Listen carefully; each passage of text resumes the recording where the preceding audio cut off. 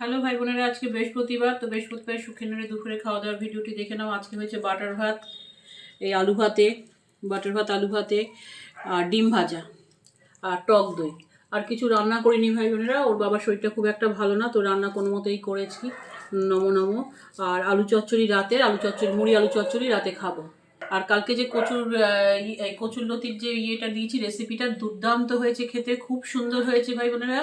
শুধু একটু মিষ্টিটা আমি বেশি দিয়ে দিয়েছি, নতবা কিন্তু মানে সত্যি খুব সুন্দর হয়েছে, খুব ভালো লাগলো। মানে যেমন পরিশ্রম করেছি, খেটেছি, মানে পরিশ্রম কিছু না, গ্রাইন্ডারেই সব করে নিয়েছি। কচুরলতিটাকে সেদ্ধ করে জল ফেলে, আলু আর কচুরলতি একসাথে সেদ্ধ করে জল ফেলে সব একসাথে গ্রাইন্ডারে গ্রাইন্ড করেছি। যাই হোক, কিন্তু তারপরে টানাতে অনেকটা সময় লেগেছে না, তো যাই হোক ওই অনেকটা সময় সেখানে চলে গেছে।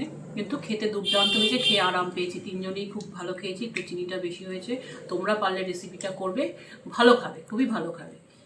আর ভাই বোনেরা ওই হ্যাঁ, কি কাল আমাদের ভদু কিন্তু একদিনের জন্য চলে গেছিল, আবার সে ফিরে এসছে।